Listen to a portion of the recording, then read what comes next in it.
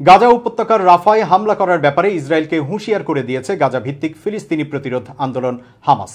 হামাসের সিনিয়র নেতা ওসামা হামদান বুধবার হিজবুল্লাহ সমর্থিত লেবাননের আল মানার চ্যানেলকে বলেছেন, শত্রু যদি রাফায় স্থল আগ্রাসী অভিযান চালায় তবে আলোচনা বন্ধ হয়ে যাবে, কারণ গুলির মধ্যে প্রতিরোধ আন্দোলন আলোচনা চালায় না। হামদান আরও বলেন, হামাসের প্রতিরোধ সক্ষমতা এখনও উচ্চ পর্যায়ে রয়েছে, প্রতিরোধ আন্দোলন এখনও দারুণ আছে, আর একই সময়ে জায়নবাদী এলিট ব্রিগেডগুলো গাজা উপত্যকায় ধরা পড়ছে। তিনি আরও বলেন, ইসরায়েলি শত্রুরা তাদের সক্ষমতা নিয়ে বাজি ধরছে, তবে প্রতিরোধ আন্দোলন প্রস্তুতি নিচ্ছে। হামদান নিশ্চিত করেন যে হামাসের দুই নেতা মোহাম্মদ দেইফ এবং ইয়াহিয়া সিনওয়ারের সাথে স্থায়ী যোগাযোগ আছে, তারা মাঠের পরিস্থিতির উপর ঘনিষ্ঠভাবে নজর রাখছেন। তিনি বলেন, যুদ্ধের ব্যাপারে নিয়মিত সমন্বিত কার্যক্রম চলে। হামদান বলেন, এই যুদ্ধের অন্যতম গুরুত্বপূর্ণ ফল হলো এই যে প্রতিরোধ বলয়ের শক্তি ও ক্ষমতা বেড়েছে। জায়নবাদী সত্তার বিরুদ্ধে ইরানি প্রতিক্রিয়ার ফলে নতুন সমীকরণের সৃষ্টি হয়েছে।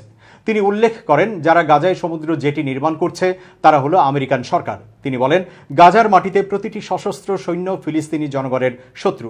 গাজা উপত্যকায় নতুন রাজনৈতিক কর্তৃপক্ষ নির্মাণের প্রকল্পটি প্রতিরোধ আন্দোলন ভণ্ডুল করে দেবে।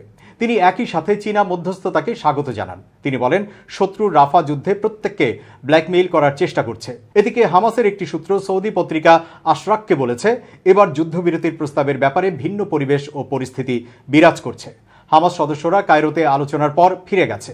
তারা নিজেদের মধ্যে আলোচনা করে ইসরায়েলের দেয়া যুদ্ধবিরতি প্রস্তাবের ব্যাপারে তাদের অবস্থান জানাবে।